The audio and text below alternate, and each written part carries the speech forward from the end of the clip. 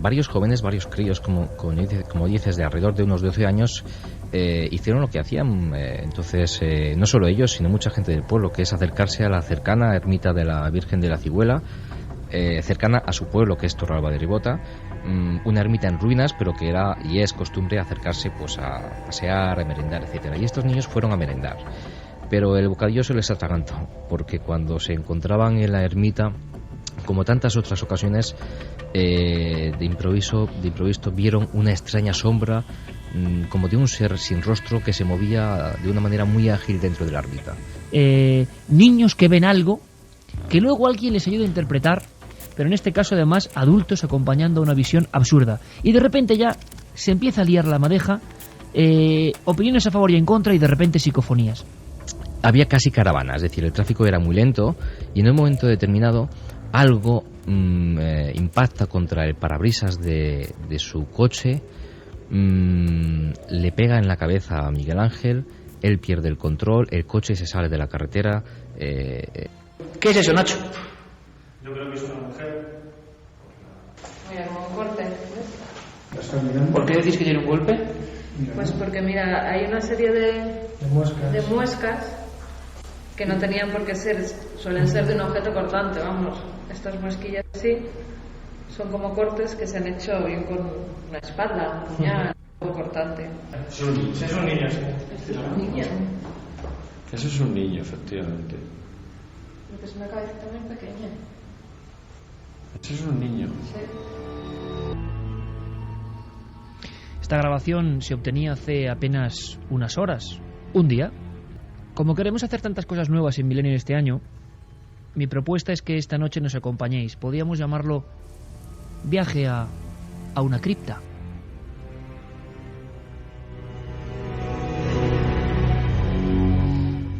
Porque el argumento que nos lleva hasta allí, luego lo vais a descubrir, es un argumento puramente histórico y muy interesante. Pero yo, grabando con el minidisc, decía: a los amigos de Milenio les gustará acompañarnos a Nacho Ares, a Carmen, a mí, bueno, incluso al alcalde de este lugar de la Alcarria, para ver qué ocurre cuando, por ejemplo, uno por determinados motivos de búsqueda está, eso, la noche de ayer, en una cripta. Es muy diferente escuchar los sonidos y notar casi el tacto de unas calaveras, el enigma de las 4 calaveras, podríamos llamarlo, el sonido de unas argollas cuando producen unas vibraciones, un lugar con escaleras, unos túneles, gente del pueblo que habla de nuevos túneles, y ante todo la extraña figura de una mujer con parche. Sí, quedaos con esto, una mujer con parche, espadachina, llena de historias, de amores, que es un poco el espíritu, entre comillas, que guía toda esta expedición. Pero yo me hacía esa pregunta: ¿os gustaría sentir y estar con nosotros, ya que la semana pasada estábamos en las salitreras del desierto más seco del mundo, en un lugar mucho más próximo, pero igualmente lleno de secretos? ¿Os gustaría estar con nosotros en esa cripta? Pues si os gustaría, tenéis que acompañarnos esta noche a lo largo de todo el programa, de todo Milenio 3, porque es que hay muchísimas cosas y creo que algunas no debéis perdéroslas.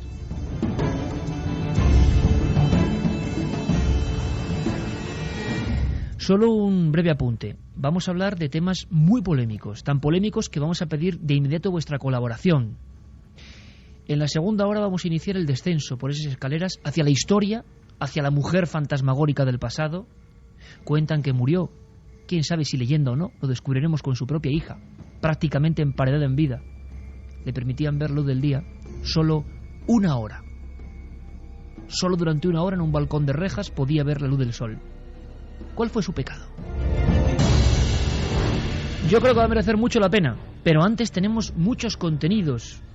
Por ejemplo, vamos a viajar a una tierra que queremos muchísimo, una tierra donde hubo un sinfín de sucesos de difícil explicación, y un buen amigo de este programa, un investigador local que ha pateado pueblos y ha puesto estos mismos micrófonos en la boca de muchos testigos, los ha compilado en un libro estupendo que queremos repasar, porque hay un par de cosas que me han hecho recordar muchas historias. Estoy seguro que muy poca gente, por ejemplo, ahora alzaría el dedo de los amigos que nos escucháis diciendo: sí, yo me acuerdo de la extraña aparición de la ermita de Torralba de Ribota. Y habrá muchas cosas más. Por ejemplo, Santiago Camacho trae hoy su propio archivo, el archivo de la conspiración, un tema del que podéis opinar. Queremos incluso ir compilando vuestras preguntas porque vamos a trasladarlas.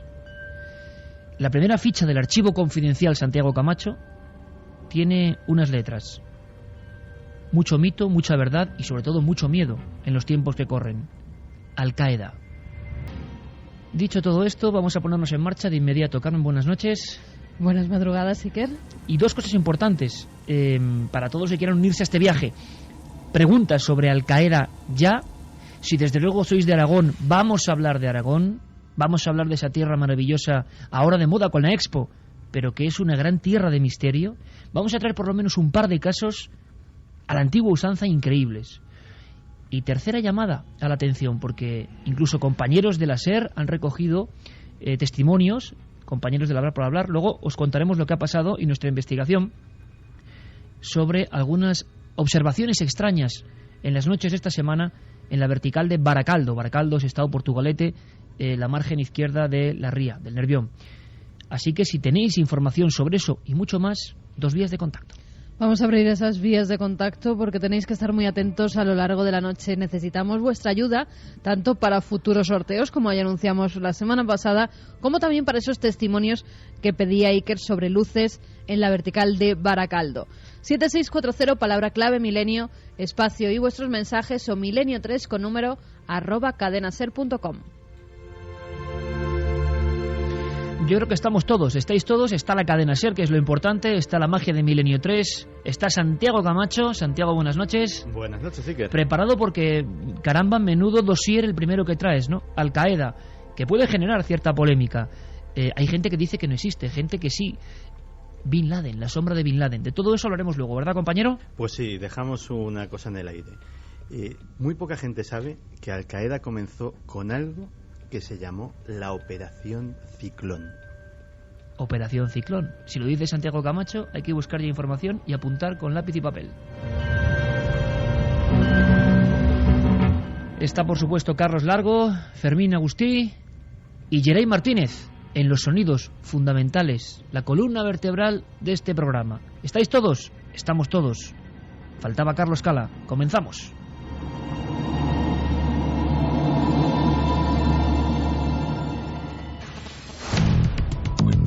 Cuéntanos algo desde el otro lado.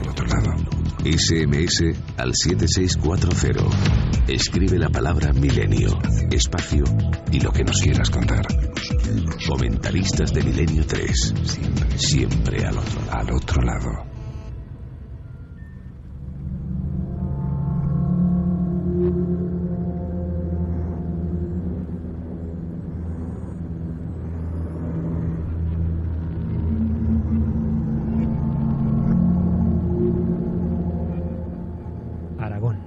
Desde su alta montaña a los desiertos de los Monegros, sigue siendo uno de los mapas del misterio más desconocidos a nivel nacional. En viejas piedras históricas y en sus esplanadas interminables se han seguido dando sucesos difíciles de explicar que merecerían un puesto de honor en los enigmas de nuestro país. Gracias a la labor de los investigadores locales, podemos saber ahora más cosas. Elementos intrigantes sobre algunos incidentes que ahora ocuparán toda nuestra atención. Sin más dilación, pongámonos cómodos y viajemos a través de esa tierra llena de sorpresas. Son la 1:17, 15 grados y medio en esta noche en blanco, por cierto, que vivimos aquí en Madrid, con todo abierto y una actividad y un bullicio tremendo. Pero pasemos de ese bullicio con esta música que elige Arayeray, idónea para un recuerdo. Tengo en las manos un recorte de periódico. 16 de mayo de 1976. Fue uno de los primeros documentos sobre misterios en Aragón que yo leí y no he podido olvidarlo. Y curiosamente ha aparecido de nuevo en mi archivo. y demuestra perfectamente la soledad de algunos parajes, incluso próximos a la capital maña, a Zaragoza.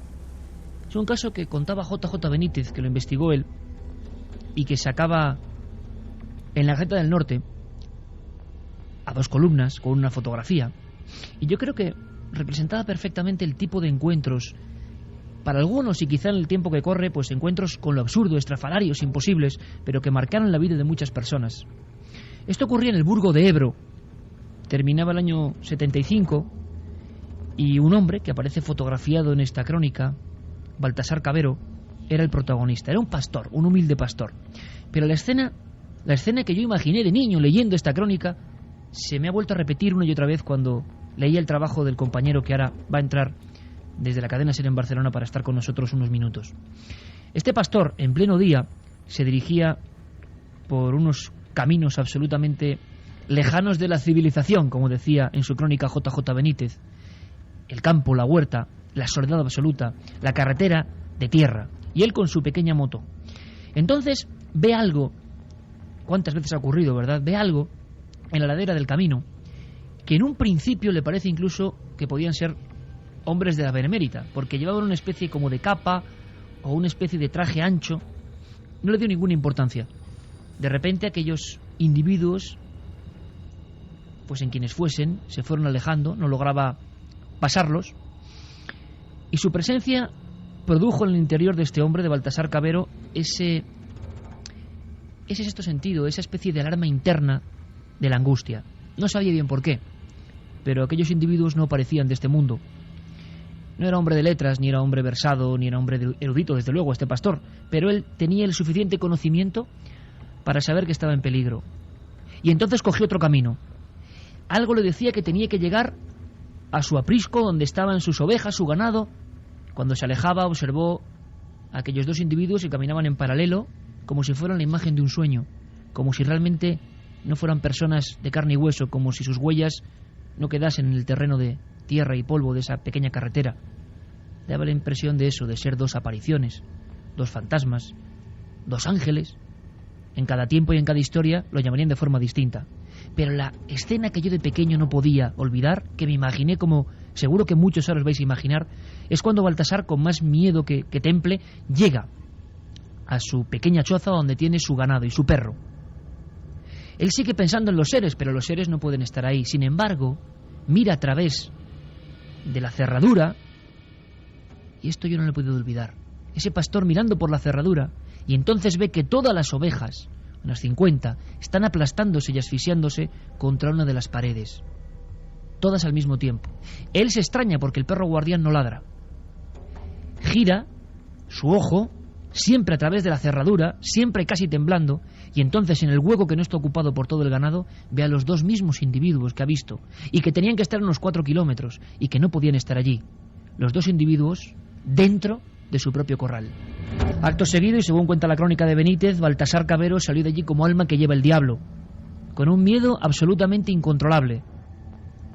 Después, algunas ovejas habían muerto, como observó el veterinario, y era tal el miedo de este individuo, de este pastor, que acudió rápidamente al Burgo de Ebro, al primer puesto de la Guardia Civil, y junto a un comandante de la Guardia Civil en tiempo, que se unió a la comitiva y a varios números, llegó hasta el corral. Había algunas heridas, nunca se pudieron explicar si eran extrañas o no, porque evidentemente las ovejas se habían aplastado, y el perro, el fiero perro guardián que estaba ahí para custodiar todo ese rebaño, desapareció para siempre. Y el miedo en este hombre, si es que vive, final del 75, yo creo que ese no desaparecerá nunca. Es un ejemplo de los casos extraños que ha habido en Aragón, pero muchos más los cuenta en un trabajo realmente interesante, en una guía misteriosa de Aragón, nuestro amigo Carlos Gutiérrez Tutor, que lleva muchos años, la ha editado Prames, y nos ha recordado 2 historias que quiero que compartáis con todos nosotros. Desde Cadena SER en Barcelona, Carlos, buenas noches, amigo. Hola, muy buenas noches, Iker. Bueno, tú seguro 100% que recordabas el caso del pastor que se encontró con extrañas figuras que al final, como siempre, ¿no, Carlos? No sabemos ni qué era, ni qué querían, pero sí que marcaron la vida de una persona, que eso ocurre siempre en todos los casos que tú, por ejemplo, has registrado, ¿no? Prácticamente sin excepción, cuando una persona se encuentra realmente con lo desconocido, y es desconocido incluso pasados los años, sabes Iker que a veces, algunos casos, cuando transcurren algunos años, a veces se ve el plumero en cuanto al fraude, pero cuando son casos genuinos, auténticos, este misterio es auténtico y marca de por vida a las personas que lo han vivido o que lo han sufrido, como es este caso. Tú has recorrido todo Aragón, hay una quinta de investigadores pues fabulosos, ¿no?, que surgen prácticamente al final de los 80, siendo todos unos críos, ¿no?, como éramos, y vosotros peinéis Aragón con tantos buenos amigos que han estado en este programa, y vais viendo que quizá por la propia estructura de la tierra aragonesa hay zonas donde se acumulan muchos casos, ¿no? Hay tierras desde la alta montaña, como decía Carlos Cal en la introducción, hasta los desiertos de los Monegros, ¿no? Y muchos núcleos muy apartados donde las historias se cuentan, pero las historias no viajan, no tiene que ir el investigador allí a buscarlas. Y yo, releyendo tu libro, que desde luego recomiendo, porque me parece un trabajo de esos a la antigua usanza, me acordé de una historia que nosotros conocimos de lejos cuando fundábamos la revista Enigmas con Fernando Jiménez del Oso. Lo recuerdo como si fuera hoy. Una historia en una ermita derruida, si no me equivoco. Una historia que tenía un nombre, Torralba de Ribota. Y yo creo que la cuentes tú, pero sé que había niños aterrorizados, sé que había apariciones y sé que había polémicas voces que luego vamos a escuchar. Pero ¿cómo empieza todo esto, Carlos? Pues todo empieza un día cualquiera de abril del año 1994. Varios jóvenes, varios críos, como dices, de alrededor de unos 12 años, hicieron lo que hacían. Entonces, no solo ellos, sino mucha gente del pueblo, que es acercarse a la cercana ermita de la Virgen de la Cigüela, cercana a su pueblo, que es Torralba de Ribota, una ermita en ruinas, pero que era y es costumbre acercarse pues a pasear, a merendar, etcétera. Y estos niños fueron a merendar, pero el bocadillo se les atragantó, porque cuando se encontraban en la ermita, como tantas otras ocasiones, de improviso vieron una extraña sombra, como de un ser sin rostro que se movía de una manera muy ágil dentro de la ermita. Y no vieron nada más, porque el pánico se adueñó de ellos y regresaron como al maqueño al diablo al pueblo. Y tal fue su miedo que no quisieron contar nada en el pueblo, pero tal era también su interés por saber qué había sido eso, por su curiosidad, que volvieron a ir en otra ocasión y volvieron a ver aquello. Y entonces no pudieron desistir de contárselo a la gente mayor del pueblo, quienes incrédulos al final aceptaron las propuestas de los niños de acudir al lugar también, y en efecto algunos de los adultos que subieron a la ermita de la Virgen de la Cigüela pudieron ver también esta extraña sombra por dentro, siempre dentro de la ermita. Hay un elemento interesantísimo, Carlos, que no ocurre siempre, bueno, más bien que no ocurre nunca, que es que alguien vea algo, sea lo que sea. Aquí no estamos nunca para decir qué es, sino simplemente lo que se denunció en su momento, que vuelva después de haber tenido la visión de ese lo que sea, que avise a otras personas ajenas, porque hay quien piensa, incluso a veces yo lo pienso, que se produce cierto estado mental, cierto quizá fenómeno onírico, cierto fenómeno del inconsciente colectivo, y la gente que está en un sitio y ve algo es partícipe de ese algo, pero la gente que está fuera, aunque sea a 100 metros, no está en esa historia, en ese sueño o en ese lo que sea. Por eso en muy pocos casos, y esto tiene un gran valor, en que alguien avisa al volver y vuelven a ver esa figura. ¿Tendríamos un retrato robot, Carlos, de la figura? Hay retratos robot, pero siempre hechos por los niños. Los adultos no tenemos constancia de las personas que recogemos el caso de ninguno de los dibujos, pero sí de huellas y de dibujos de los niños. Dibujos muy simples que muestran una especie de ser, algo prácticamente, diríamos un monigote con dos patas. Y es que no solo porque fueran niños, sino porque no pudieron verlo, excepto a una velocidad muy rápida. Lo que sí que les llamó la atención es que aquello no era humano. De hecho, se le ha llamado la sombra de Torralba de Ribota, el monstruo de Torralba de Ribota, pero nunca elementos como la persona extraña, etcétera. Es más, las lenguas, no sé si malas o no, empezaron a hipotetizar sobre que aquello era un mono que se había escapado de un pueblo cercano, hasta se le dio un nombre, Kiko. La historia que siempre se cuenta cuando se produce una visión de este tipo.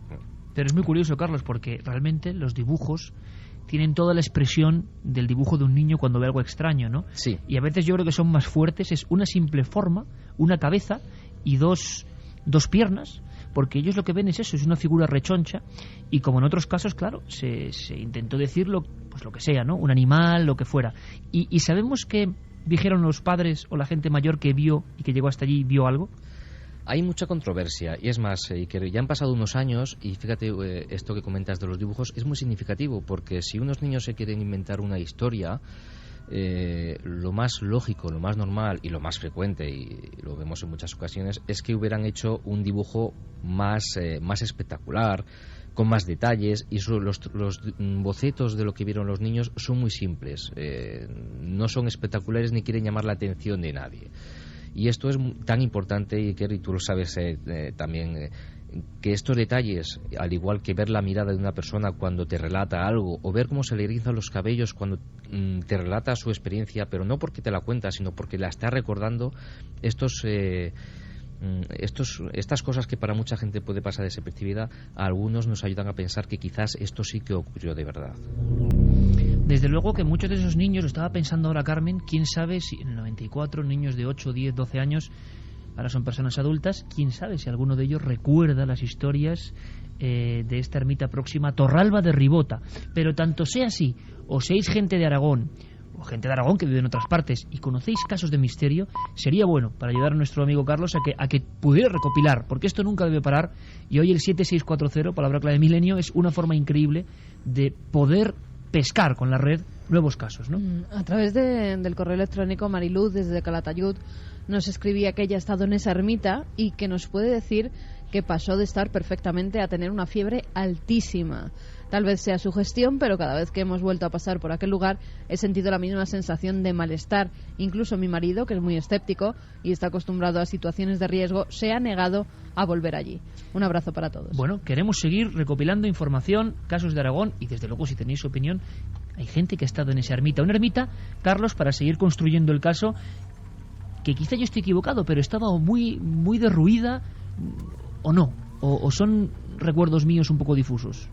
No, para nada. Bueno, yo hace ya algunos años que no la visito, pero en efecto, en la época del encuentro, año 1994, recordemos, y durante muchos años después, sé que estaba en estado avanzado de ruinas, y era peligroso, bastante peligroso acercarse a ella.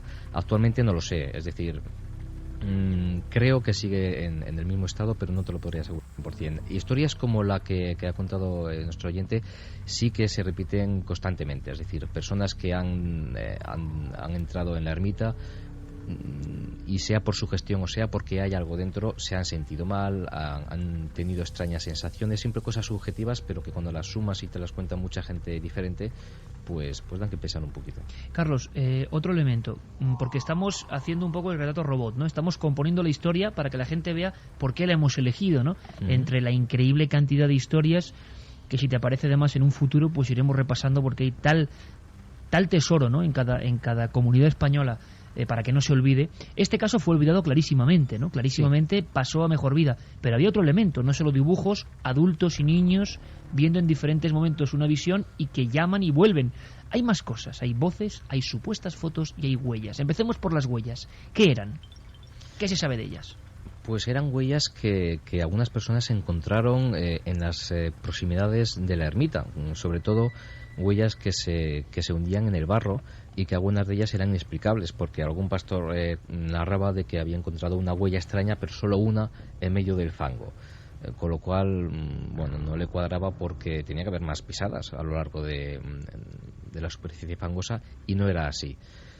Cosas más extrañas, como comentas, una fotografía que circuló en la que se podía ver la sombra o el monstruo de Torralba, de muy dudosa, evidentemente de dudosa calidad, pero también dudosamente se podía ver algo extraño allí, pero era un elemento más para mostrar lo que bien comentas, que el hecho en su día, hablamos del año 1994, se convirtió en todo un hecho social en Aragón. Diversos periódicos, cadenas de radio, etcétera, seguían la historia día tras día, y se convirtió en toda una leyenda urbana. Salieron incluso historias rocambolescas, psicofonías extrañas, que al final resultaron ser fraudulentas, pero que refleja mucho en lo que se convirtió la historia del monstruo de Torralba. Una pintada dentro de la ermita diciendo el marciano no existe. Son detalles que nos muestran, hoy pasados los años, que aquello, pese a que hoy quizás, como bien comentabas, poquita gente incluso de Aragón lo recuerde, en su día se vivió muy emocionadamente y muy vivamente al día. Claro, quiere demostrar esto, Carlos, que el fenómeno, sea lo que fuere, despertó del letargo, ¿no?, a toda la región, sí, y gente a favor y en contra se manifestó. Los testigos, los niños, volvieron a hablar, o después de esa segunda observación con los padres, ya nadie más vuelve a ver esa figura, sea lo que sea, baja, oscura, moviéndose como un niño que se escondía o que iba rápidamente, ¿no?, serpenteando los obstáculos de esa iglesia en ruinas. ¿Alguien más vuelve a verlo? En principio estos dos avistajes son los únicos con bastantes visos de ser fiables, ¿no?, de ser verídicos. Posteriormente, y precisamente por eso, porque se convirtió en todo un fenómeno social en Aragón, el asunto se empezó a ir de las manos y empezaron a venir a los medios todo tipo de comentarios, desde estas psicofonías fraudulentas que he comentado. ¿Y que vamos a escuchar? Perfecto, sí. Y hasta testimonios de muy dudosa validez. Es decir, incluso hoy en día se puede uno acercar al pueblo y podrá escuchar las más variadas opiniones al respecto, desde que los niños han desmentido la historia hasta que la han vuelto a ver, incluso que lo que vieron los niños era una historia que ya sus abuelos veían de pequeños. Es decir, se cuenta que ya una extraña sombra pululaba por la ermita ya derruida entonces también de la Virgen de la Cihuela muchos años antes. ¿Sería cierto o no? No lo sabemos, pero todas estas historias, a partir de lo que vieron los niños, comenzaron a correr como la pólvora. Qué curioso, Santi, Carmen, que estéis escuchando los dos con una atención tremenda, porque tiene tantos componentes que hemos visto que se han repetido tantas veces en otros ámbitos, ¿no? Tú vas al lugar y ya te van a contar otra historia, que los niños han dicho que no era cierto cuando igual jamás se ha producido eso, huellas, fotos, y ahora hablamos... Ahora todos muy atentos porque vamos a escuchar unas psicofonías que luego no fueron tales y habría que preguntarse por qué estas manos negras acceden a casos que en un principio sí parecen interesantes, que tienen pruebas, ¿no?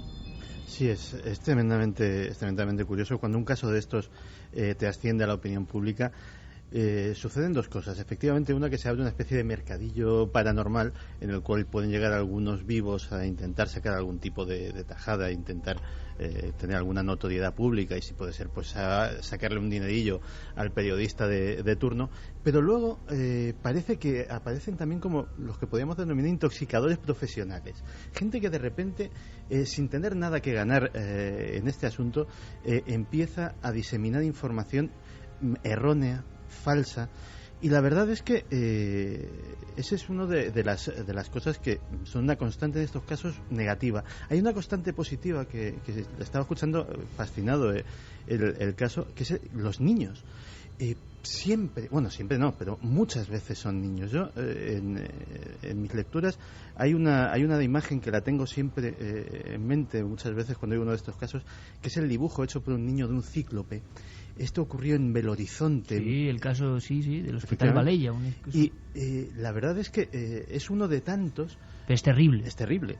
Y parece como si los niños tuvieran una sensibilidad especial. No es fantasía, porque efectivamente luego se pueden comprobar huellas físicas en el terreno, pero que hay cosas que les pasan desapercibidas a los adultos y de repente ellos son capaces de captarlas con una sensibilidad especial que yo creo que luego perdemos con la edad. Yo estoy completamente de acuerdo. Carmen, sigue llegando información en el 7640, gente que habla de, no sé si otros casos de Aragón, pero gente que seguro que quiere opinar y que se le puede preguntar también a Carlos, porque puede que haya gente que conociera ese caso de primera mano. Nos hablan sobre un Cristo, el Cristo de Mayén, que a ver si nuestro invitado nos puede contar algo sobre esta historia. Bueno, casos de todo tipo de Aragón, pero que nos desviarían demasiado de una historia que el único componente religioso que tiene es que aparece en una ermita, en un principio, ¿no? Es decir, ya es un lugar que no es un lugar cualquiera, no es una calle, sino es un lugar, un centro sagrado. Pero hablaba Carlos de algo sorprendente. Tenemos historia de esta psicofonía, de cómo llega, y traemos la psicofonía para que todo el mundo la escuche muy atentamente, porque como bien ha adelantado Carlos, no es auténtica. Será bueno, ¿no?, escuchar una psicofonía no auténtica para quizá compararla, sacar nuestras conclusiones, pero de repente, con toda la vorágine, con niños y un buen puñado de testigos, con gente que ve ese ser dentro de esa iglesia cerca de Torralba de Ribota, ¿Esto cuándo llega? ¿Cuándo aparece esta extraña voz? Intentando la gente o alguien relacionarla con el caso. Pues en pleno auge de la historia, concretamente, justo cuando el fenómeno comienza a convertirse en centro de atención de algunos medios de comunicación en Aragón, pues sale una supuesta psicofonía grabada dentro de la ermita.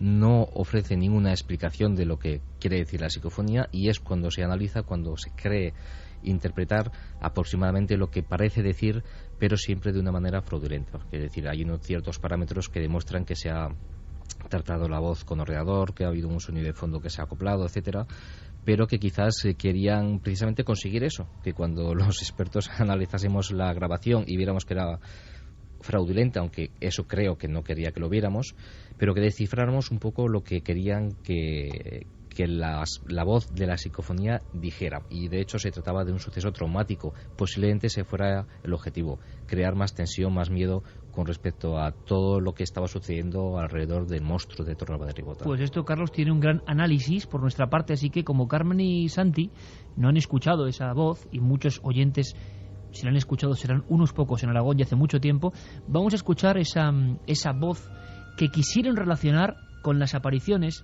que sí parecen interesantísimas, porque como bien decía Santiago Camacho, todo ocurre pues como ocurre en Garabandal, como ocurre, por cierto, por ejemplo, a otro nivel en Lourdes, que por cierto hoy estamos de aniversario, ¿no? Niños que ven algo que luego alguien les ayuda a interpretar, pero en este caso además adultos acompañando una visión absurda, y de repente ya se empieza a liar la madeja, opiniones a favor y en contra, y de repente psicofonías. ¿Para qué y por qué? ¿Para asustar a quién? ¿O para demostrar que es un fraude y que se olvide de inmediato? Bueno, vamos a escuchar esta grabación obtenida dentro de esa ermita de la Virgen de Cigüela, cerca de Torralba de Ribota. Que escuche la gente, luego nos darán su opinión, porque esto me parece interesantísimo. Esta psicofonía, abierto, no es verdadera. Esta psicofonía no es verdadera, y luego Carlos nos va a contar cómo lo descubrieron, e incluso lo escucharemos en otra versión. Psicofonía, año 94, relacionada supuestamente con esa extraña entidad que asustó a unos niños dentro de la ermita.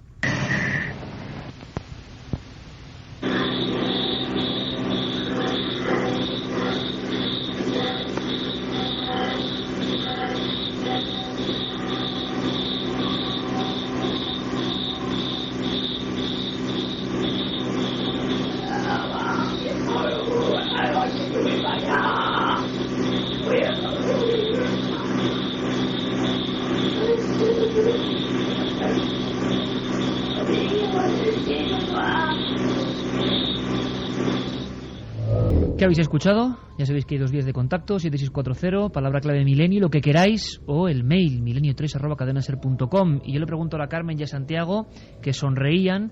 Bueno, depende cómo se vea. Hemos dicho que es fraudulenta. Si no hubiéramos dicho que es fraudulenta, igual...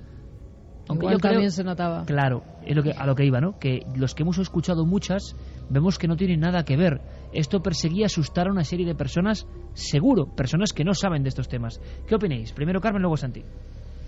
Pues opino que es gente que se ha metido en un sitio y ha empezado a dar extraños gritos, que no se entendiera nada, como aullidos en algunos casos, con la intención, creo yo, de asustar, de grabar una psicofonía falsa, pues eso, para asustar a alguien que la escuchara. De hecho, precisamente una de las características que suelen tener las psicofonías verdaderas o inexplicables es precisamente que no son fáciles de captar por el oído los signos del aparato fonador. Aquí está claramente está hecha aspirando, es decir, es la típica tontería que todos hemos hecho alguna vez en broma, de hablar mientras aspiramos aire en vez de mientras lo expulsamos, que hace una voz como muy fantasmal, muy de película de terror, y yo creo que en este caso eso se aprecia perfectamente. Además que se ve que hablan directamente al micrófono, a la grabadora, lo que estuviera. No es como las psicofonías, que no es una voz que te hable directamente a ese micrófono que capta los sonidos, sino que es algo como por debajo del sonido real. En este caso es como si nosotros ahora ponemos una grabadora en uno de los cuartos, empezamos a dar gritos, empezamos a articular extrañas palabras y se graban pues estas voces. Aunque yo creo que está hecha con cierta intención, cierta intención, tampoco tan burda, o sea, porque tiene como algo quizás se hayan puesto en la boca, algo han puesto al micrófono. Carlos, ¿qué se sabe de esta psicofonía apócrifa? Pues como bien comentáis, la primera impresión cuando se escucha, los que ya hemos oído más de unas cuantas psicofonías, la impresión es bastante de que es una psicofonía fraudulenta. Pero para confirmar el suceso, para confirmar esta afirmación, en su día, pues llevé a la grabación a analizar en 4 puntos diferentes, es decir, un experto en transcomunicación, otro en programas informáticos realizados con audio, etcétera, y evidentemente todos llegaban a la misma conclusión. Se trata de una psicofonía fraudulenta, pero queríamos ir más allá e intentar averiguar lo que querían decir, si es que querían decir algo. Y lo que creímos averiguar es que querían decir algo, querían, lo que comentaba antes, fomentar un miedo que era innecesario y que por extraños motivos o por motivos ridículos querían fomentar un miedo. Y la psicofonía, pese a que hay varias versiones, nos quedamos con una que aproximadamente diría algo así como agua. Bueno, a estas horas se puede decir palabrotas, ¿verdad? Sí, perfectamente. Luego decía hijo de puta. La noche que fui para allá fue en el río. Estoy enterrado río abajo. Estoy enterrado río abajo. Exacto. Este es el colofón que casi unánimamente los que analizamos la grabación por separado llegamos. Repítemelo un momento, Carlos, porque nos has mandado una versión como limpia, ¿no? O por lo menos intentando llegar al fondo de la cuestión, y quizá algunos de los oyentes descubran esto. Pero era sí. Agua primero. Agua, hijo de puta. Ajá. La noche que fui para allá fue en el río. Después escuchan unos extraños gritos, lamentos, sonidos guturales realizados con la boca de una manera bastante bruta, y acaba diciendo estoy enterrado río abajo. Si no es exacto, es bastante aproximado, porque hubo, ya digo, bastante unanimidad en cuanto a la versión. Uno de las cosas primeras que se hicieron era acelerar la grabación, porque estaba grabada después de que se grabara fraudulentamente, se ralentizó la grabación, pero cuando se avanzó, esto parece que se escucha un poquito mejor, y quizás ahora algunos oyentes, después de dar la versión, quizás sí que oigan alguna de estas Bueno, palabras. vamos a hacer el experimento, y Santi y Carmen, sobre todo lo que, y ahora lo analizamos entre los tres y con Carlos, da la impresión de que no era una simple broma, es decir, alguien había tomado todas las cautelas y se había, digamos, demorado en un trabajo para engañar por algo, o para relacionar esta historia con algún hecho que evidentemente puede ser más traumático, porque eso suena desde luego a que alguien quiere relacionar esa aparición supuesta con la muerte de un niño ahogado. Nos recuerda prácticamente al guión de la magnífica El espinazo del diablo, ¿no? El niño ahogado que luego se aparece. Bueno, pues vamos a escuchar esa versión de esa psicofonía apócrifa, repetimos, falsa, fraudulenta, pero igualmente misteriosa en el sentido de por qué demonios alguien mete esto de repente en la historia. Vamos a escucharla y a ver si localizamos algunas de esas palabras que decía nuestro entrevistado.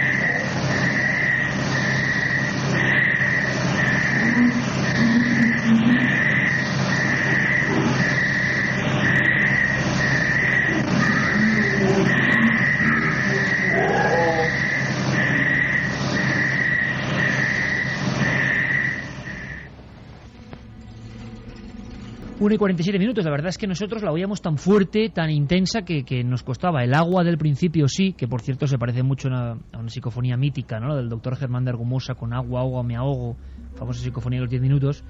Pero caramba, es que esto da la impresión de que el hombre parece burdo, pero se lo ha trabajado, o sea, tenía interés, el hombre o los hombres, quién sabe, en hacer algo que fuese creíble para algunos, ¿no? ¿Carlos? Así es, pero claro, cuando se intenta trucar una psicofonía sin tener conocimientos del fenómeno, pues bueno, pasa lo que pasa, ¿no? Que cualquier aficionado, incluso sin llegar a ser investigador, cualquier aficionado al tema, ya nota que esa psicofonía no tiene buena pinta, ¿no? Y cuando se analiza, pues se descubre. Los intereses de por qué se introdujo esta grabación fraudulenta en medio de del auge de este caso, lo desconocemos. Pueden ser oscuros intereses o más bien me inclino a pensar que pueden ser que no pudo haber interés ninguno, es decir, que fue simplemente una broma de alguien que realmente pues que con muy poquito conocimiento, porque esta broma puede hacer daño a mucha gente, sobre todo cuando se mezcla con asuntos como la supuesta muerte de un niño que puede estar enterrado en un río. Una muerte que en principio no hemos relacionado porque no se ha encontrado ninguna muerte o desaparición en la zona en esas fechas, pero que de cualquier manera creemos que pese a que hacer una broma con esto siempre está mal, cuando se intenta involucrar algunos aspectos o contenidos, desde luego casi no tiene perdón. Resulta curioso, Santi, ¿qué se podía, viendo todo este panorama de este caso que estarás viendo conmigo, que es interesantísimo, ¿no? por todo lo que tiene de social, de quizá aparición real en un principio, qué intereses más raros, ¿no? Mezclar esto con una historia que podía realmente reabrir quizá heridas en ese pueblo, quién sabe, ¿no? Sí, pero también efectivamente puede haber sido simplemente una broma macabra. O a lo mejor haber habido, quién sabe, algún tipo de interés, porque yo lo que quería preguntarle a nuestro invitado, los autores de la grabación están identificados, han dicho algo sobre cuando les han preguntado sobre el fraude, ¿sabemos algo de su origen? Hay varias hipótesis al respecto. Yo no tengo la total y absoluta seguridad de quién fue, pero se relacionan mucho con el equipo de una radio local de la cercana localidad de Calatayud, pero no lo podría afirmar al 100%, así que no me atrevería a asegurarlo.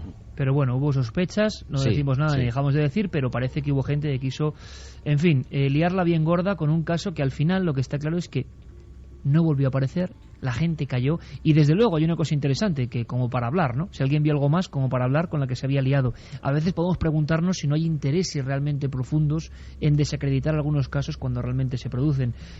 Bueno, ahora escuchamos a la gente a ver qué opina de esas voces que hemos puesto, pero hay otro caso, y digo, solo cogemos con anzuelo un par de casos, habría muchísimos más, y los iremos repasando, pero hay otro caso que a mí me ha sorprendido muchísimo. Hay algunos casos en la historia de objetos que se precipitan contra personas y objetos que además tienen en sí pues un misterio, ¿no? Tenía otro recorte de la Gaceta del Norte que hablaba de una familia de Santurce. En julio del año 76 denuncia la policía que un objeto rompe la persiana del cuarto piso de un barrio muy humilde, San Juan de Dios, en Santurce, quema la moqueta, está a punto de percutir en un niño, parecía una especie de cilindro de aspecto ardiente, que desapareció, la policía investigó, pero claro, pocas veces algo tan dramático como quizá una muerte. Y tú recoges en tu libro, en esta guía de Aragón, que observa las formas del viaje, de la exploración de una forma completamente distinta, que nos propone otro viaje completamente diferente. En esta guía misteriosa de Aragón tú das un caso que yo no tenía conocimiento alguno y que me ha sorprendido, una muerte en plena carretera, pero una muerte distinta, ¿no? Totalmente distinta, y este caso, al igual que el que acabamos de comentar de la sombra o el monstruo de Torralba de Ribota, también acaparó de una manera importante la atención de los medios de comunicación en Aragón. Pero la noticia, al contrario que en el caso de Torralba de Ribota, enseguida cayó en el más absoluto de los olvidos. Supongo que se encargaron bien de ello. Y es que la historia tiene una muerte de por medio, como comentas. Resumimos el caso. Miguel Ángel se encontraba volviendo hacia Zaragoza con su madre de copiloto, y ya estaba a muy poquitos kilómetros de Zaragoza. Estaba en La Cartuja, que es prácticamente un barrio de Zaragoza, ¿no? Bueno, había casi caravana, es decir, el tráfico era muy lento, y en un momento determinado algo impacta contra el parabrisas de su coche, le pega en la cabeza a Miguel Ángel, él pierde el control, el coche se sale de la carretera, se frena por su propia inercia y desaceleración, no hay ningún accidente, ese objeto sale por detrás del cristal de la luna trasera, atravesándola también, y deja 3 marcas en la carretera. Es decir, es un objeto que atraviesa aquello muy, muy fuertemente, tan fuertemente que este objeto atraviesa el cráneo de Miguel Ángel y muere en el acto. Ya repito, no hay ningún accidente, la madre que iba con él no sufrió ningún daño físico, porque imagínate el psicológico tremendo. Y lo más extraño y curioso del caso es que, pese a que la trayectoria del objeto está muy bien delimitada por la policía ha delimitado muy bien la trayectoria por el impacto en el parabrisas. También dejó una marca en el maletero del coche antes, entre el impacto de la luna trasera y los 3 marcas en la carretera, etcétera. Este objeto nunca llegó a ser encontrado. Es decir, ni siquiera se sabe qué tipo de objeto pudo impactar en el coche, y las versiones de los conductores que iban delante y detrás de este coche son similares, pero ninguno de ellos cuadra con ninguna hipótesis. Algunos hablan de un extraño objeto, una extraña varilla metálica que estaba en la carretera y que pudo ser la causante de este impacto al ser pisada por otro vehículo, pero no, pese a que hubo varios testimonios que dijeron haber visto en efecto un cilindro metálico en la carretera. Otros testigos hablan de que no había circulación suficiente en el sentido contrario, y la velocidad suficiente como para que esto impactara. O sea, hubiera sido en ese caso un colmo de la mala suerte, que en el otro carril alguien pise algo que se proyecte, se precipite y te atraviese la cabeza. Podía haber sido, pero ninguna de estas hipótesis se confirmó. Otros hablaban también de un camión que iba delante y al que se le desprendió un objeto. Testigos que fueron entrevistados por la policía, interrogados, que iban delante y detrás del coche que tuvo el accidente, desmintieron que delante hubiera ningún camión. Y lo más curioso es que alrededor de 40 agentes con detectores de metales, etcétera, rastrearon el lugar. La trayectoria estaba bien delimitada, las marcas en la carretera estaban bien visibles. Aquel objeto debería de haber estado localizable, nunca apareció. Sorprendente es poco, ¿verdad, Santiago? Pues sí, pero este tipo de cosas, como muy bien has dicho, con relativa frecuencia ocurren. Fíjate que me estaba acordando de un caso que seguí con cierto interés por lo insólito y por ver si podía ser utilizado para el programa el verano del año pasado, el verano de 2007. Fue en New Jersey, y un objeto metálico del tamaño de una pelota de golf, pero que decían que pesaba como una lata grande de sopa, es decir, extremadamente denso, cayó en una casa de New Jersey, atravesó el techo, casi mata a uno de los ocupantes y acabó estrellándose contra una pared. El objeto fue extraído, se lo llevaron para estudiarlo, y de la noticia del objeto y de su procedencia nunca más se supo, por más que busqué referentes de la noticia. Este caso me lo ha recordado levemente, y efectivamente cuando caen estas cosas del cielo casi siempre desaparecen. Bueno, curiosamente el domingo mañana hablamos en Cuarto Milenio de lluvias insólitas, con lo que estamos viendo aquí en Madrid, con granizos del tamaño de melocotones que te pueden dejar la cabeza. Fíjate el recorte que tengo en la mano, Carmen. Santurce, entró por una ventana un extraño hierro al rojo. En fin, de vez en cuando estas cosas forteanas, nunca mejor dicho, ocurren. Vamos con algunos de los mensajes. 7640, palabra clave milenio, y vuestros mensajes son milenio3 con número @cadenaser.com. Nos dicen que si no puede estar esa psicofonía al revés, que si hemos probado escucharlo, marcha atrás, y que felicidades por la 8ª temporada, desde León y Jan. Gracias, Jan de León. Carlos, al revés, al derecho, imagino que hicisteis todo tipo de pruebas, ¿no? Sí, se probó. Fue, de hecho, una de las primeras cosas que hicimos, intentándonos poner en la mente de la persona que pudo hacer el fraude, ¿no? Pero bueno, no, ni siquiera se grabó al revés, se grabó a una velocidad incorrecta, pero en la dirección correcta, y luego se manipuló con ordenador. Pero bueno, no, al revés no fue grabada. Nos dicen también que la psicofonía se nota demasiado, que es falsa, muchos sonidos extraños, demasiado claros, o más bien efectos hechos con alguna herramienta, pero se nota su falsedad, demasiado instrumental. Desde Albacete nos lo decía. Suelen ser más sencillas y más simples, ¿verdad, las psicofonías? José desde Guareña dice que me parece que los que hicieron esa psicofonía, además de no tener mucho que hacer, deberían no jugar con temas tan serios. Un fuerte abrazo. En Aragón hay muchas leyendas muy buenas, por ejemplo, la de Velilla de Ebro, de la campana. ¿Podríais investigarlo? Bueno, es que, Carlos, el problema y la ventaja es que Aragón es una tierra extensa, llena de historias, encuentros con entidades, milagros, objetos religiosos que sangran, pueblos abandonados.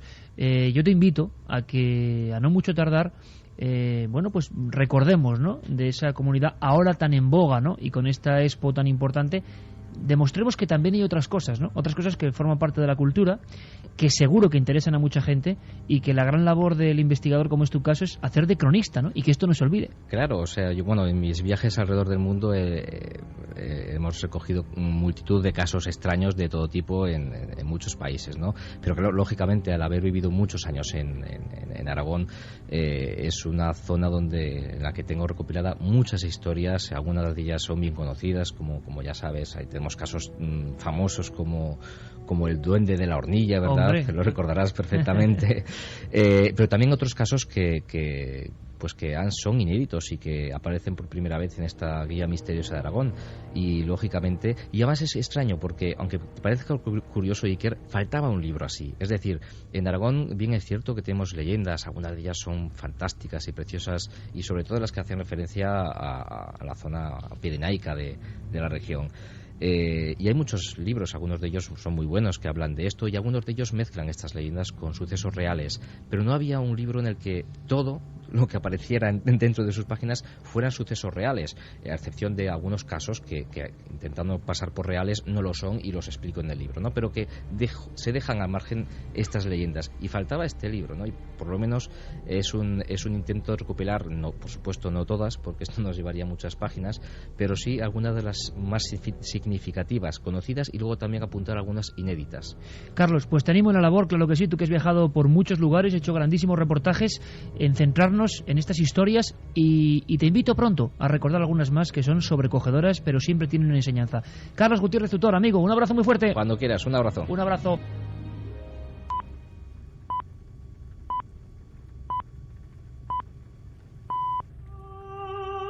La princesa de Éboli, con su vida intensa y su muerte terrible y agónica, representa perfectamente las intrigas del gran imperio en el que no se ponía el sol. La mujer tuerta, de fuerte carácter y poder casi absoluto en la época de Felipe II, es, sin duda, una de nuestras más célebres mujeres con misterio.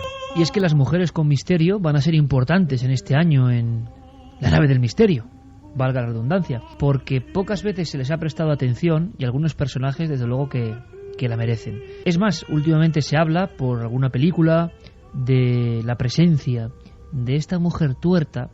Observar los retratos de la princesa de Éboli todavía hoy produce una extraña sensación. Una mujer de gran belleza particular, con esos cuellos apergaminados y blanquecinos de la época, con esos trajes demostrando su rancio abolengo, y un parche que le da un aspecto de ferocidad y al mismo tiempo enigmático, una mujer diferente. Bueno, pues ayer tuvimos una experiencia, una investigación que nos acabará conduciendo a unas criptas, donde además tuvimos una serie de sorpresas que quiero que viváis con nosotros. Es decir, que en esta segunda hora seréis guías, o mejor dicho, seréis acompañantes en este viaje que acaba bajo tierra, es verdad, como tantas historias, pero viaje que nos va a hacer aprender. Por ejemplo, uno de los primeros lugares que nos llamó la atención era un balcón. Si vais a Pastrana, en plena Alcarria, os aconsejo, por cierto, ir por la carretera antigua, la carretera que pasa por Hueva, quien vaya, porque tiene va a haber tiene más curvas, pero el paraje es espectacular. Y uno acaba ante un lugar donde hay un palacio impresionante, un lugar de no más de 1000 habitantes, pero que pudo ser uno de los enclaves más importantes de España. Y allí imaginamos a una mujer encerrada con su propia hija, y una mujer que de cuando en cuando cuentan que 1 hora al día se le permitía salir a tomar el sol. En ese balcón estábamos con Nacho Ares, que escribió el libro de la princesa de Éboli y que es un fanático.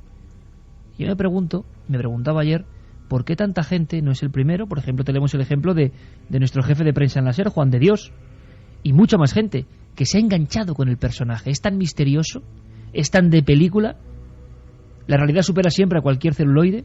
Bueno, estábamos en el balcón, ayer, hace unas horas, en Pastrana, en ese balcón donde una mujer moría condenada por Felipe II por algo que sigue siendo un secreto.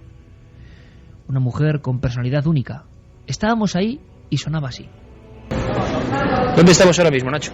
Ahora estamos en el famoso balcón de la Hora, un nombre un tanto mítico porque todo aquello relacionado con la idea de que la princesa de Éboli solamente tenía acceso a la luz del día durante una hora en los últimos años de vida es un poco una leyenda urbana que nace en el siglo XVII y que no se sabe a ciencia cierta cuál es el origen, pero sí que es cierto que es uno de los lugares emblemáticos del palacio porque, de alguna u otra forma la tradición siempre ha relacionado este balcón con uno de los lugares más intensos en la vida de la princesa de Éboli, en donde pasó sus últimos años de vida. Y es que sobre su muerte hay mucha leyenda y mucha verdad. Y a la sombra de esas rejas del balcón donde estuvo hasta su último día, teníamos un pequeño debate. Bueno, la princesa de Éboli fue encarcelada en 1579. Primero estuvo un año en la Torre de Pinto, un año luego en Santorcaz. Y el motivo por el que fue trasladada a Pastrana en 1581 fue por enfermedades que sufría tanto en Pinto como en Santorcaz, ya que estuvo pues desde 1581 hasta 1592, en febrero, cuando murió. Lo que sucede es que no siempre estuvo aquí. Se sabe por cartas que ella estuvo a mediados de la década de 1580 varios años residiendo en el monasterio de San José, una de sus fundaciones que ella hizo de la mano de Santa Teresa de Jesús, y sí que es cierto que en los últimos años aquí. Y no sabemos por qué, pero se pone doble reja a las ventanas del palacio donde residía la princesa de Éboli, y a partir de ahí sí que es cierto que el encierro es un poco más feroz, ¿no? Aunque siempre hay que insistir que no se tiene ni la más remota idea de cuál es la razón por la que Felipe II la mandó a encarcelar. Tenemos ahí una primera parte del personaje. Estábamos en ese balcón, Carmen, mujer con misterio donde las haya, la princesa de Éboli. ¿Por qué llega hasta allí? Porque a partir de este instante luego continuaremos nuestra grabación de sonidos y nuestra investigación para acabar un poco buscando el secreto. Pero, ¿qué sabemos de este personaje en concreto? Pues sabemos que ella nace en Cifuentes a finales del mes de junio de 1540. Era además la hija única de Diego de Mendoza, que era el príncipe de Mélito y nieto del gran cardenal Mendoza, y también de Catalina de Silva, que era hermana del conde de Cifuentes. Pasa primeros años de su vida, desde la infancia y parte de la juventud, en Cifuentes, donde convivía en el palacio con sus abuelos, hasta que el monarca Felipe II decide casarla con Ruy Gómez de Silva. Ruy Gómez de Silva era un noble portugués que con 10 años había llegado a España de manos de su abuelo, que era además uno de los mayordomos mayores en el séquito de Isabel de Portugal, que era la esposa de Carlos V en la época. Era compañero de juegos de Felipe II porque tenían más o menos la misma edad, y cuando ya se hacen mayores ambos, pues el monarca elige para él que sea su secretario y su mano derecha, Felipe II, y también decide casarla con un personaje importante de la época, una familia de renombre como eran los Mendoza. Así, con 13 años, que tenía Ana en aquel momento, decide casarla con Ruy Gómez de Silva, que tenía casi 20 años más. Una mujer a la que vemos con ese parche, con esa leyenda. ¿Cuáles son sus leyendas? ¿Por qué es tan intrigante? ¿Por qué tanta gente se enamora, entre comillas, del personaje y no hace más que investigar? Bueno, la vemos con el parche y la verdad es que hay muy pocos documentos que hablen sobre tal defecto, porque un personaje tan importante de la época, además en la corte de Felipe II, era muy conocida. Veremos después que estuvo muy relacionada con otros personajes importantes de esa corte, y muy pocos escritos hacen referencia a ese defecto. Hay varias hipótesis de por qué llevaba el parche Ana de Mendoza y de la Cerda. La primera de ellas, y que es la que apunta a mayor fiabilidad, es que tuvo la mala suerte que en uno de esos lances uno de los criados introdujo la espada en uno de sus ojos y precisamente en el ojo derecho lo sacó de la cuenca del ojo, y ella se quedó tuerta ya para toda la vida.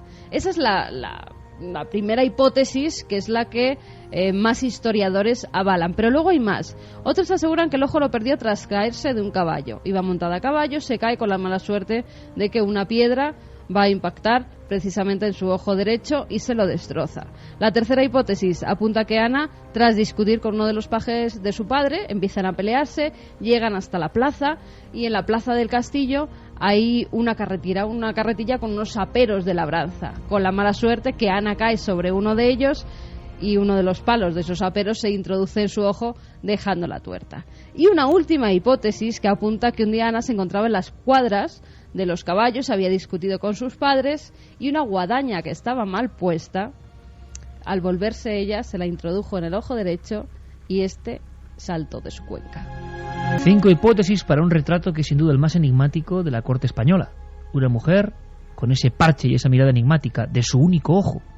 Mira, Iker, si quieres te paso a leer unos documentos que sí que hablan, por eso sabemos, además de por los cuadros, que efectivamente tenía que tener un defecto, que no podía ser solo una moda que tuviera ella o que quisiera llamar la atención precisamente poniéndose ese parche. Hay un resumen de la historia de Toy en el que se dice que era una de las mujeres más bellas de su tiempo, aunque tuerta, o una carta de Juan de Austria, que era el hermanastro de Felipe II, donde se podía leer: a mi tuerta beso las manos y no digo los ojos hasta que yo la escriba a ella, a que se acuerde de este su amigo. Pero también hay una carta del prior don Hernando de Toledo, que era el duque del hijo de Alba, el hijo del duque de Alba, que decía: anoche a la 1 estaban unas damas en una ventana tratando de qué traería el ojo de la princesa de Éboli. La una decía que de bayeta, otra que lo traería de anascote, que era más fresco. Estaban hablando sobre la tela que cubría el ojo de la princesa de Éboli, de doña Ana de Mendoza. Nuestra idea, que aprendamos todos juntos la historia, pero la historia contada de otra forma, la historia como una gran aventura y la historia con misterio, claro que sí. Estábamos en ese balcón y Nacho Ares, uno de esos atrapados por el enigma, porque veremos que hay muchos, se hablaba de una mujer casquivana, se hablaba de grandes fiestas y orgías, se hablaba de guerrera increíble, se Carácter hablaba, debía tener, ¿eh? Sí, y se hablaba de persona incluso cruel en muchas decisiones, que de alguna forma fue condenada por intentar atentar contra España. En fin, de todo eso se habla, pero vamos a intentar saber más. Y estábamos en esa reja, donde no estaba sola. Es que imaginad la escena, con su pequeña hija, las dos emparedadas en vida, saliendo solo 1 hora a tomar el sol de esa plaza de Pastrana, que ayer, con un día estupendo y noche fría, nos recibía. Caía la noche cuando hablábamos de eso, de la hija de la princesa de Éboli, también condenada. Porque se ha llegado a hablar de eso, prácticamente de emparedamiento en vida, pero... No, es más, hay libros que ponen que la pasaban la comida solamente por debajo de un muro que tenían, un torno que tenían, pero no solamente a ella, que ya en teoría se lo había ganado, ¿no? También a su hija pequeña, Ana. Sí, ella vivía con algunas de las sirvientas que tenía, y también en los últimos años con Ana de Silva y Mendoza, la hija pequeña de la familia, que hasta que ella falleció y su madre falleció el 2 de febrero de 1592 nunca vio la luz en libertad. Nunca vio la luz en libertad. Solo recuerdo un caso parecido, el de la famosa vampira húngara Erzsébet Báthory, la mujer que mató a 616 doncellas, supuestamente, o según los datos, porque los números varían, hay quien habla de 1500, y que, como decían algunos expertos, arrasó por completo la población de entre 15 y 20 años de esa zona del centro europeo. Ella fue condenada, le pasaban la comida por una especie de torno, y como decían algunos coetáneos, la muy bruja que se bañaba en la sangre de las doncellas no moría. La emperatriz del terror de Centro Europa. Solo conozco un tipo de condena que igual en este caso de Éboli está exagerado, comparable, pero lo que decía Nacho, Carmen, al final de su vida, que iremos repasando, con su propia hija hay, pero hasta llegar ahí pasan muchas cosas. Empieza a ser célebre. ¿Por qué era tan importante la princesa de Éboli? ¿De qué se le culpaba? ¿Se acostaba con tanta gente, como decían, y por eso tenía acceso a información confidencial? ¿Fue una espía? Hay mucha leyenda también en torno a doña Ana de Mendoza y de la Cerda. Lo cierto es que fue una mujer que tuvo mucho carácter también por la vida que llevó. Sus padres se llevaban muy mal, llegan a separarse, el padre era muy mujeriego, se conocían sus asuntos con determinadas amantes e incluso con hijos ilegítimos, hasta tal punto que el padre emigra a Italia, ella se queda viviendo con la madre en Valladolid Y en Valladolid ya se empieza a relacionar a Catalina, a su madre, tanto a ella, con extraños personajes.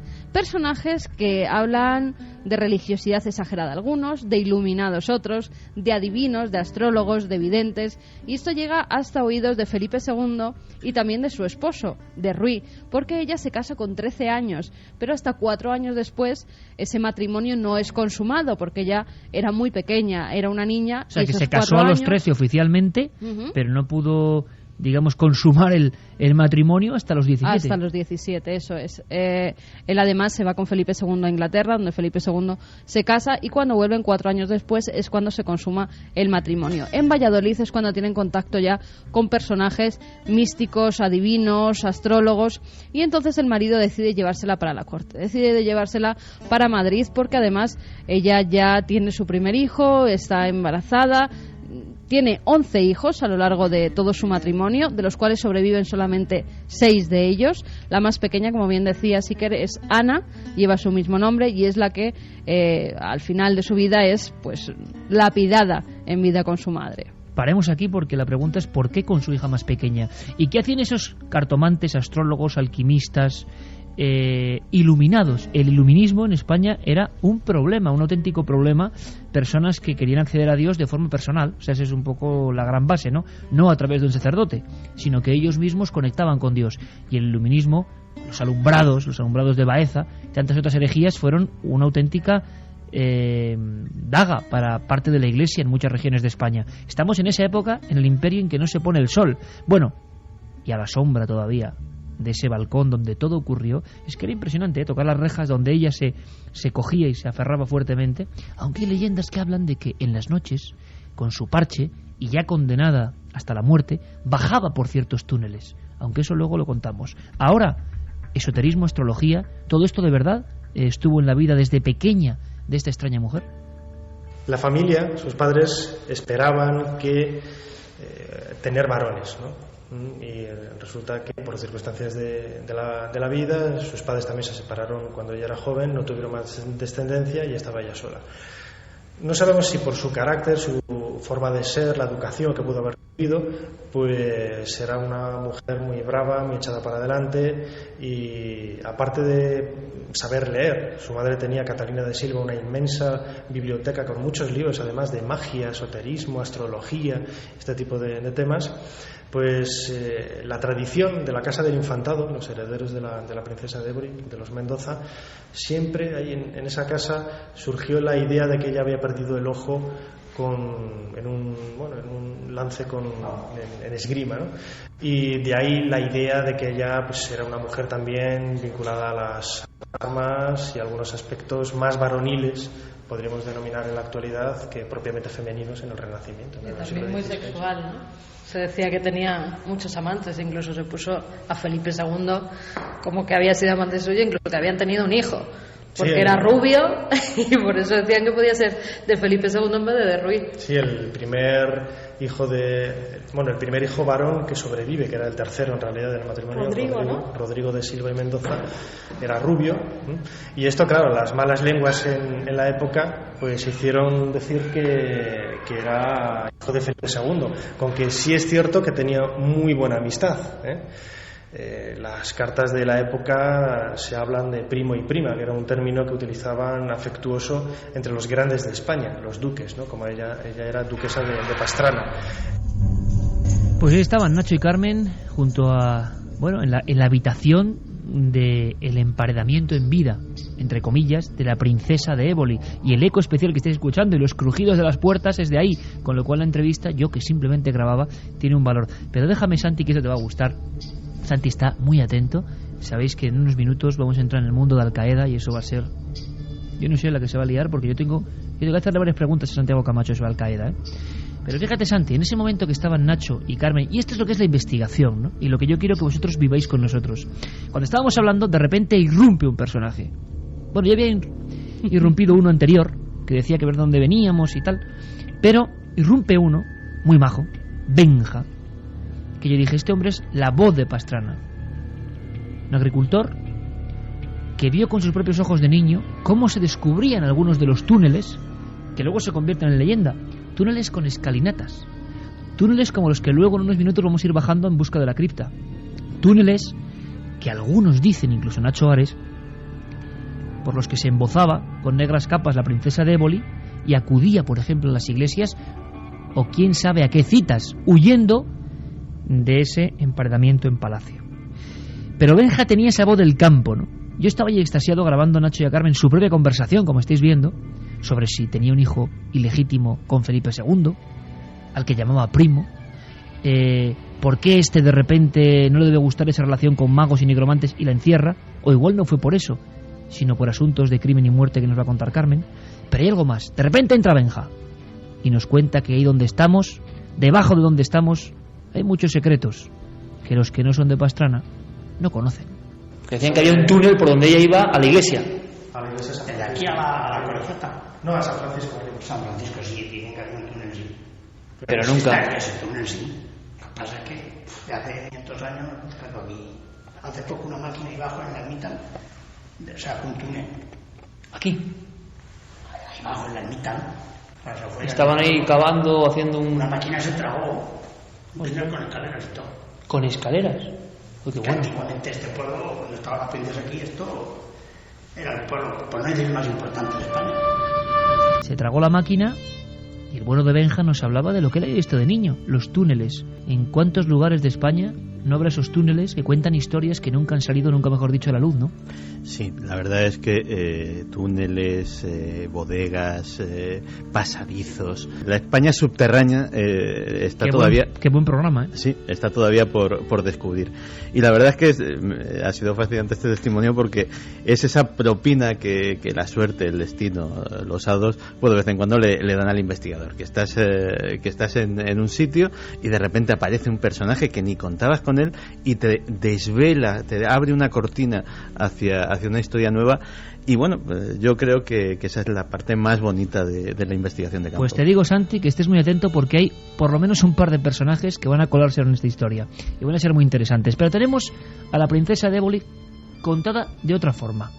Estamos ya en una mujer posicionada, en una mujer con hijos, que por cierto hablabas de hijos de Felipe II. Uh-huh. Sí, es que Rodrigo, que era el segundo hijo, el primero vivo de la princesa de Éboli, porque el primero que tuvo pues a los 5 años murió.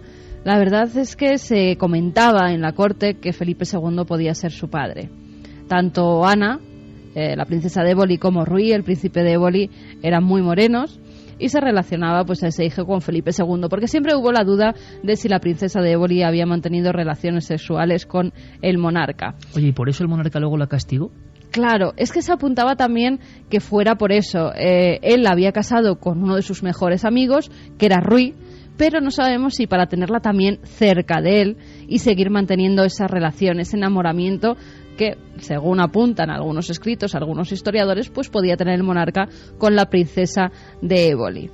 Y después, como tiene relaciones sexuales una vez ya muerto su marido con Antonio Pérez, que Antonio Pérez también era uno de los secretarios de Felipe II. Uno de los hombres más importantes de España en el momento cumbre del Imperio Español. Efectivamente. Pues hay allí una historia de crímenes, de amores, desamores, encuentros, desencuentros, en las que Juan de Escobedo, que había sido pues muy amigo de Rui, del esposo de la princesa de Éboli, pilla a la princesa de Éboli y a Antonio Pérez manteniendo relaciones. Entonces se lo comunica a Felipe II. Es un culebrón. Totalmente, un culebrón del siglo XVI. Enterado, Felipe II enterado, pues decide poner el asunto y separar a ambos amantes, pero ellos lo que hacen es acabar en teoría con la vida de Juan de Escobedo. O sea, Juan de Escobedo, secretario de Juan de Austria, del hermanastro de Felipe II. Y hombre importantísimo en las Américas. Perdón, en Flandes. Que en Flandes controlaba todo lo que pasaba en este imperio, repetimos, donde no se ponía el sol. Pilla a los dos, como diría el amigo Cela, en coyunda, ¿no? A ambos. Y entonces, claro, quiere denunciarlo. Ambos amantes se dan cuenta y pasa algo, ¿no? Sí, pasa que Juan de Escobedo es muerto cuando se dirige hacia su casa. Tapados por la oscuridad, por la noche, pues salen unos espadachines y acaban con su vida. Felipe II se entera. Ya sabía de las relaciones de Ana de la Cerda y de Antonio Pérez, y entonces decide encarcelarlos a los dos. No se sabe si por celos, como apuntan algunos historiadores, porque el monarca estaba enamorado de Ana, o por haber acabado con la vida de Juan de Escobedo realmente. Entonces decide encarcelarlos. A ella primero la lleva a la Torre de Pinto, donde pasa un año, y después de muchas cartas, mucha gente que intercedió por ella, pues decide relegarla a su castillo, a su palacio de Pastrana, el palacio donde estábamos ayer. Bueno, cosa importante, ese palacio donde fueron también los libros de astrología, de astronomía de la época, de magia. El interés de la corte española de la época por la magia no es que lo digamos nosotros, ¿verdad?, sino que está absolutamente descrito. Y quizá por eso, en ese palacio todavía hoy, que es lo misterioso, queden algunas cosas. Os voy a poner un fragmento, bajamos la música ahora, Geray. Os voy a poner un fragmento que nos va a transportar también a otra historia.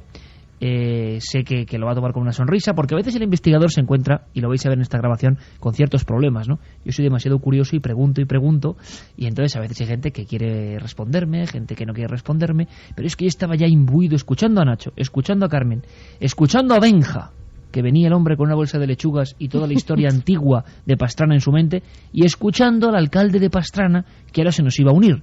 Bueno, pues me encuentro a una de las amigas que custodian el Palacio Ducal, y que me contaba que por las noches pasan ciertas cosas en ese lugar, que hay gente que ha visto a la princesa de Éboli, gente que ha creído, entrando en algunas estancias, a pesar de estar reformado, ver a la princesa de Éboli. Y bueno, yo le mostraba el minidisc, ella se reía, yo le grababa, y por lo menos quería traeros un documento de cómo las personas que custodian este lugar, casi siempre un poco al margen de todo, no es que se visite mucho, ¿no?, como un poco abandonado en cierto aspecto, decían que habían visto esa figura. Lo escuchamos. A ver, ¿cómo fue eso? Cuéntame. ¿Cuándo pasó? Hace una semana. No, pero que... Sí, pero ¿qué dijo exactamente? No, ¿qué? Había sentido algo y que estaba... ¿Pero dónde? ¿En qué parte? En la habitación. ¿En la habitación del balcón? ¿Y hace cuánto tiempo fue eso? Un mes o dos. Tú no te has notado nada raro, ¿no? Ah, si lo he notado, no te lo digo. ¿Por la noche aquí también? No, estáis por la noche, ¿no? Yo no paso aquí por la noche, no quiero pasar. ¿Porque te da cosa? No, tampoco de... Hombre, es que sola aquí de noche... Además tienes unos ruidos también de noche que... Claro. Yo trabajaba aquí en invierno, tarde... 2:33. Milenio 3, ya lo sabéis, los sábados de 1 a 4. Sí, mucha gente que nos escribe de Barcelona, en masa nos escriben de Barcelona, que no pueden escucharnos, no sé si en Barcelona o en toda Cataluña. Espero que solo sea en Barcelona. Pueden escucharnos a través de FM, nos pueden escuchar a través de AM. 666. Mira qué número del diablo. Que no se lo tomen a mal los amigos de Radio Barcelona, pero 666 AM. En fin, que son cuestiones no nuestras, sino imagino que de la política lingüística, de horas en catalán y que tienen que emitir horas en catalán. Así que, amigos, yo solo puedo decir que podéis escucharnos a través de la AM 666 en Barcelona. Si alguien más en Cataluña tiene problemas, pues que nos lo diga y buscaremos soluciones. Lo sentimos, porque nos gusta que estéis todos los catalanes con Milenio 3, claro. Pero no es cosa nuestra, ni de la propia cadena SER, imagino. En fin, son cosas de más altura. Altura como la que tenían estos personajes importantes en la corte. Y fijaos este detalle, seguimos ahondando. Vamos a ir hacia la zona de la iglesia donde esta mujer está enterrada con sus hijos. Aquí viene el enigma de las 4 calaveras y muchos más. Pero se une a nosotros Juan Pablo Sánchez, alcalde de Pastrana, que nos quiere enseñar cosas. Y a mí lo primero que me enseña, y me sobrecoge, Carmen, y ahora me cuentas, es algunos monumentos, esculturas. Hay un diablo, hay una virgen, por ejemplo, con un dragón impresionante que va a su captura, y hay en el pequeño museo, encima de lo que son las criptas donde están todos estos personajes enterrados de los que estamos hablando, bueno, pues hay una especie de catafalco negro que impresiona ahí en un cuarto, que se sacaba solo con las muertes de esta familia, y que todavía hoy solo se saca cuando un papa muere. O sea, con Juan Pablo I, que ahora se cumplirá, por cierto, el aniversario, 30 años de la muerte del Papa Breve, o Juan Pablo II, han sido los 2 últimos papas, que ahí en Pastrana, ese catafalco oscuro, todo con velas alrededor, teniendo que salir. A mí me impresionó, y quiero contaros cómo sonaba. Abríamos la puerta y veíamos este monumento dentro del mundo extraño de los aposentos de la princesa de Éboli. ¿Qué es esto que estamos viendo? Que a mucha gente... Este es el catafalco, un catafalco que es como para conmemorar los aniversarios y las pompas fúnebres de su familia, que manda construir don Pedro González de Mendoza, hijo de los príncipes de Éboli, arzobispo de Zaragoza, arzobispo de Granada, y que pues lo que hacía era conmemorar, pues como digo, los aniversarios de la muerte de su familia. Es un mueble compuesto de todo el juego de ébano y bronce y bueno, que es prácticamente único en España. En la actualidad no se mueve de este lugar donde está ubicado habitualmente expuesto, solamente se saca a la iglesia cuando muere un papa para celebrar también la misa funeral del papa. Y hablábamos ahora de que evidentemente con la muerte del último papa, Juan Pablo II ha sido la última vez que ha salido. Estamos ya en un ambiente un poco más fúnebre y vamos a ir poco a poco descendiendo los peldaños para encontrarnos a veces con lo que queda, ¿no? Cráneos. ¿Quedará el cráneo, por cierto, de la princesa de Éboli? ¿Demostrar ese cráneo que hay una serie de malformaciones, quizá, o un parche? ¿Quién sabe? Bueno, estamos ya en la recta final de la vida de esta mujer, acusada por Felipe II quizá de traición, quizá de enamoramiento ilegítimo, quizá de magia, quizá de conspiración para matar a uno de los secretarios más importantes. Hay una relación curiosa de esta mujer con misterio, nuestra primera mujer con misterio de este año, esta sección que irá y vendrá y que es interesantísima porque hay mucho que aprender de mujeres con misterio. Nos lleva a Santa Teresa, ni más ni menos, un personaje, claro, clave en la historia. A Teresa de Cepeda y Ahumada, así se llamaba Santa Teresa de Jesús, que en aquella época además estaba pues fundando conventos. Y uno de los conventos decidió fundarlo en Pastrana, porque tanto la princesa de Éboli como su marido, como Ruy, la llaman. Estaba fundando un convento en Toledo, y cuando se encontraba allí la mandaron a unos sirvientes para que la trasladaran hasta Pastrana y allí no fundara solo uno, sino 2 conventos.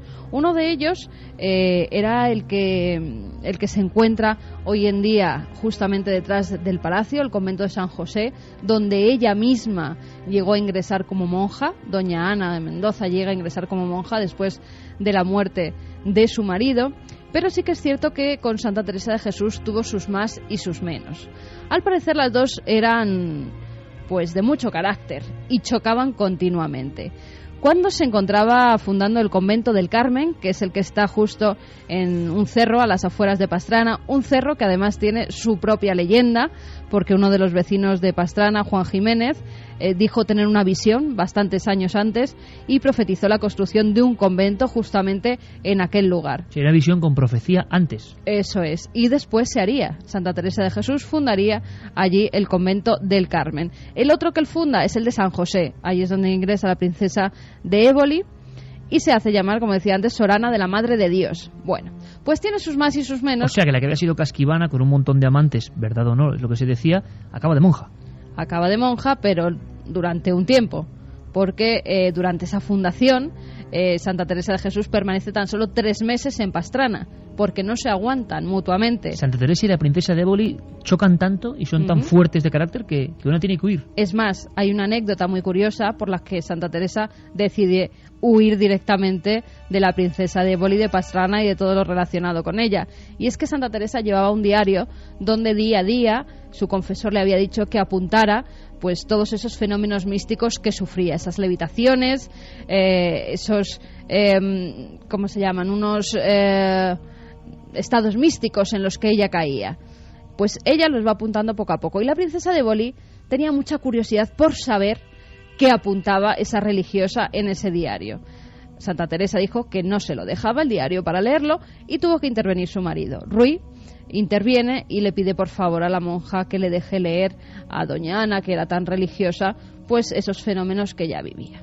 Bien, se los deja leer y le promete que nunca va a contar el relato de lo que hay allí escrito. Pero un día Santa Teresa acude al palacio, el palacio donde ella vivía, donde ahora está el balcón de las horas, y se la encuentra rodeada de sirvientas, rodeada de pajes, leyendo en alto esos escritos de Santa Teresa y riéndose a carcajadas de esas levitaciones y esos fenómenos místicos. Desde entonces Santa Teresa cierra las puertas a los príncipes de Éboli y decide huir de Pastrana. Ella ingresa en el convento de San José cuando muere su marido y a los pocos días las monjas deciden huir del convento porque no pueden aguantar el carácter de la princesa. Bueno, hay quien decía que era el diablo. Hay gente que la acusaba de ser prácticamente diabólica. Ella al final, en su encierro, muere y vamos a ver su tumba. Vamos bajando hacia su tumba. Hay una cripta. Vamos con el alcalde de Pastrana, vamos con Nacho Ares y vamos nosotros. Y es curioso. Iker muere porque decide dejar de comer y decide también que los médicos no la curen de las enfermedades que tiene. Porque vamos a bajar y cuando lleguemos a su tumba sabemos por qué está allí y a causa de qué exactamente, qué le pasó. Pero es que llegar a la cripta no es una cosa fácil. Uno va bajando las escaleras, gira a la derecha y antes hay una especie de arcón, porque parece que los franceses, en las diferentes disputas con los españoles, hicieron de las suyas. Hay una historia terrorífica de esa misma cripta donde estábamos. Se contaba en Santi que a dos franceses, si querían profanar huesos, que era algo que se estilaba mucho, los cerraron. Y entonces los enterraron en vida. Acabaron convertidos en momias, con sus galones, con sus trajes. Pero a mí me sorprendió mucho cuando el alcalde me señala un arcón que yo había visto en algún otro viaje antiguo a Pastrana. Y entonces vemos una momia, pero una momia decapitada.